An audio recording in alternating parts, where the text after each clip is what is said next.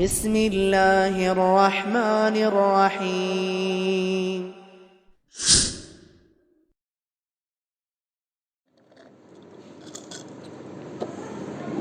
Mantap, mantap.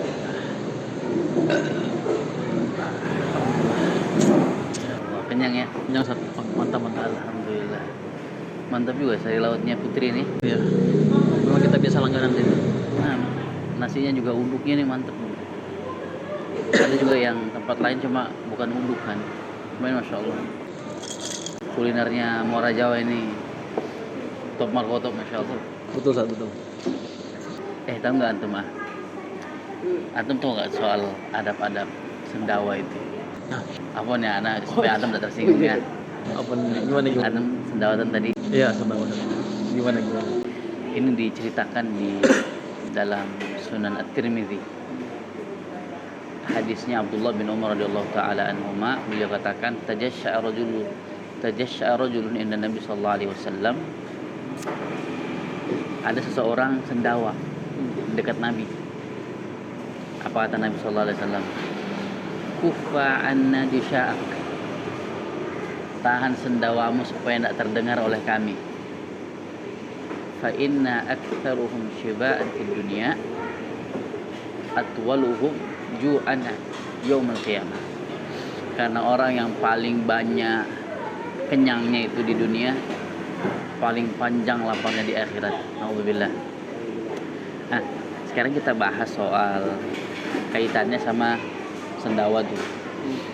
Nah, di dalam hadis tersebut Rasulullah mengajarkan kita untuk ternyata sendawa itu ada adabnya. Anak juga sih kadang juga sendawa juga, ya kan. Kadang tuh sendawa kan ada sendawa kenyang, ada sendawa masuk angin. Anak kadang tuh sendawa masuk angin. Tapi ternyata sendawa itu intinya apa sih? Suara kan. Nah, suara yang keluar dari mulut. Rasulullah menyebutkan kuffa anna jusha'ak. Tahan sendawamu supaya tidak terdengar oleh kami, menunjukkan bahwa suara sendawa itu adalah sesuatu yang tidak tepat untuk diperdengarkan ke orang lain. Apalagi kalau lagi duduk kongko-kongko, kumpul-kumpul sama teman, ya kan. Terus satunya gitu kan. Kan nggak pas lah. Ini ada pada Islam yang Rasulullah ajarkan. Maksudnya tahan itu berarti jangan perdengarkan. Bahkan oleh para ulama disebutkan kalau nggak bisa tahan lebih baik kita menjauh sebentar baru sendawa lah sepuasnya.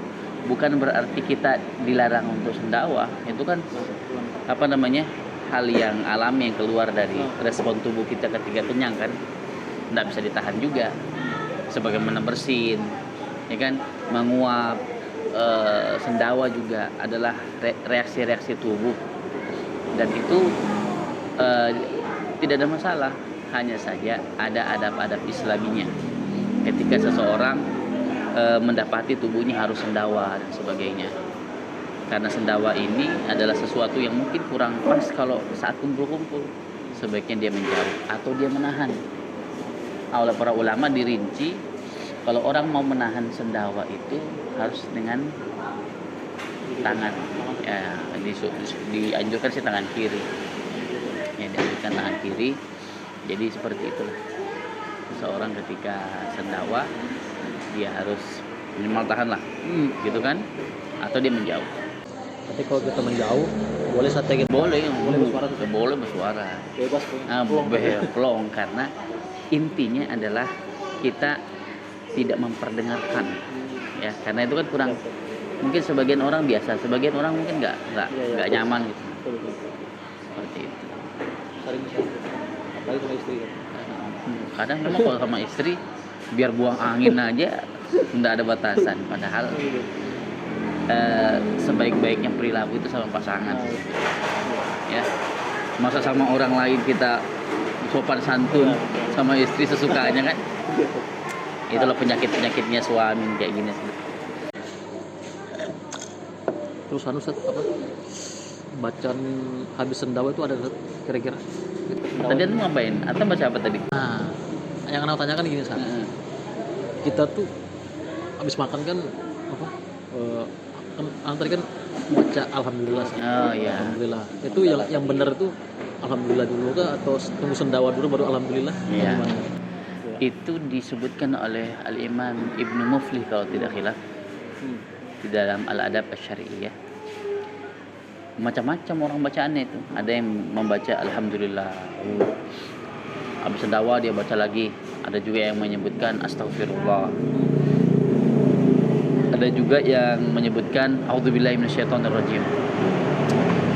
Pada dasarnya disebutkan oleh para ulama itu tidak ada contohnya. Semua itu tidak ada zikir-zikir khusus yang menunjukkan bahwa ada bacaan tertentu setelah sendawa.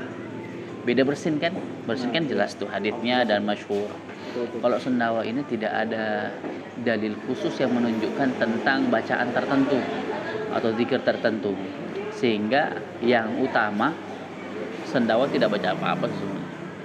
Tidak perlu baca apa-apa. Hanya saja kan refleks tuh biasanya. Iya. Karena mungkin dari kecil sudah sendawa, alhamdulillah. Karena kan nikmat Sat. Iya kan. Nah, di sini ada rincian disebutkan oleh Syekh Abdul Muhsin Al-Abbad hafizahullah taala. Beliau sebutkan bahwa apabila ada seseorang mau berzikir habis sendawa, baik itu mungkin dia baca alhamdulillah atau astagfirullah atau a'udzubillahi minasyaitonirrajim, boleh-boleh saja, sah-sah saja, dengan catatan, dengan syarat dia tidak meyakini bahwa ada keutamaan khusus. Dia tidak meyakini bahwa ada anjuran khusus habis sendawa baca ini, baca itu. Tetapi dia berzikir secara umum saja. Karena perintah-perintah zikir-zikir ini kan pada setiap keadaan kan ya. Mau hamdalah dalam setiap keadaan, apalagi habis makan.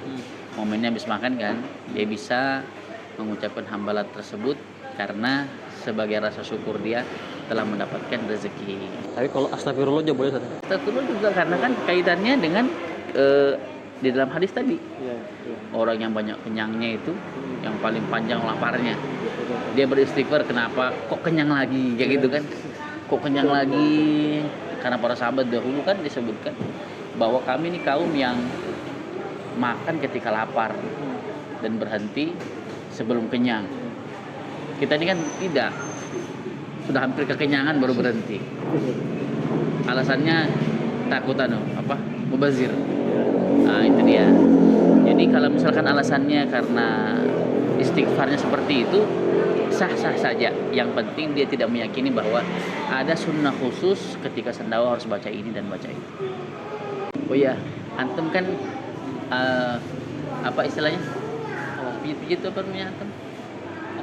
Praktisi. Ya, Praktisi kan antum. Bisa obat-obat untuk pijit-pijit, bekam dan sebagainya. Saya punya pengalaman tuh ada tukang urut di daerah tempat anak. Anak pernah ada yang diurut gitu kan. Saya lihat si ibunya ini, si ibu tukang urutnya, dia sendawa. Padahal yang katanya masuk angin tuh Ya, si pasiennya. Tapi dia Ditanya kenapa dia sendawa. Nular katanya. Kita enggak bahas bagaimana proses menularnya kan. Ya, Yang kita tanya itu. Kadang memang orang kalau lagi masuk angin kan sendawa tuh. Iya enggak? Iya betul. Karena anak juga kadang sendawa juga nih kalau lagi agak kambuh-kambuh, lambung tuh kadang gampang sendawa. Padahal enggak habis makan. Nah, gimana nih sendawanya orang yang seperti ini? Kita berbicara soal adab. Ya, kita berbicara soal adab. Sebaiknya sendawanya seseorang itu baik karena faktor kenyang ataupun faktor lambung, maka ketika dia berada di tengah-tengah manusia, dia sebaiknya untuk menahannya. Kenapa? Karena inti daripada perintah Nabi adalah kufa'an jusya'ak, tahan sendawamu agar tidak terdengar oleh kami. Menunjukkan adab-adab yang harus dijaga. Karena mungkin ada faktor tidak sopan yang menyebabkan orang lain mungkin agak risih mendengarnya. Belum lagi mungkin ada bau yang keluar dari mulut. Ya kan enggak. Kadang bukan bau yang enak tuh yang keluar tuh biasanya. Ya kalau bau masakan yang keluar.